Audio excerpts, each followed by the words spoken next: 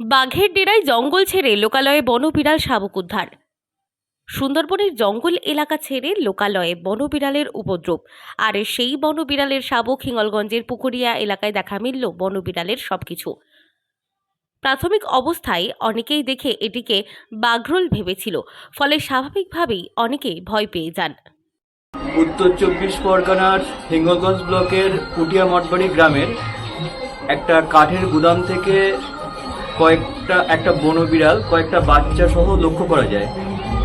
তো গ্রামবাসীর তৎপরতায় এবং আতঙ্কে বনবিড়ালটি তার বাচ্চাগুলোকে রেখে দিয়ে পালিয়ে যায়। এমতো অবস্থায় হিঙ্গলগঞ্জের বিশিষ্ট সমাজসেবী মাননীয় শ্রী সুশান্ত ঘোষ মহাশয় আন্তরিক তৎপরতায় এবং বন বিভাগের কর্মীদের আন্তরিক সহযোগিতায় বাচ্চাগুলোকে উদ্ধার করে বন বিভাগ কর্মচারীদের হাতে দেওয়া হয়। উল্লেখ্য, উত্তর চব্বিশ পরগনা জেলার সুন্দরবন এলাকার হিঙ্গলগঞ্জের পুকুরিয়া এলাকায় একটি কাঠের গুদামে একটি বনবিড়াল সহ 3টি শাবক দেখতে পায় স্থানীয় বাসিন্দারা। স্থানীয় বাসিন্দাদের দেখে বনবিড়ালটি পালিয়ে গেলে সেখানে 3টি বনবিড়াল শাবককে দেখে স্থানীয়রা খবর দেয় বন দপ্তরে।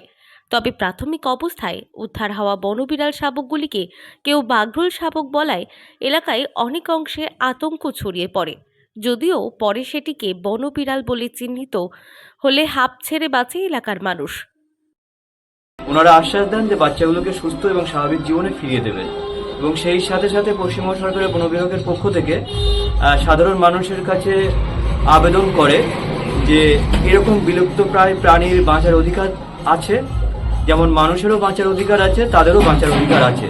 তাই অযথা আতঙ্কিত এবং ভয় না পেয়ে তাদেরকে তাদের সুস্থ জীবনে ফিরিয়ে দিন এবং পরিবেশের ভারসাম্য রক্ষা করুন এবং তাতে সর্বাঙ্গীন সহযোগিতা করুন। জঙ্গল ছেড়ে খাদ্যের সন্ধানে লোকালয়ে যাওয়ার পর বনবিড়ালের বাচ্চা প্রসব হয়েছে বলেই মনে করছেন অনেকে।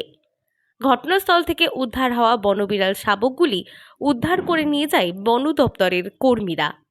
এই ঘটনায় যথেষ্ট চাঞ্চল্য ছড়িয়ে পড়ে গোটা এলাকায়। বসিরহাট থেকে জুলফিকার মোল্লার রিপোর্ট, লোকাল 18 বাংলা।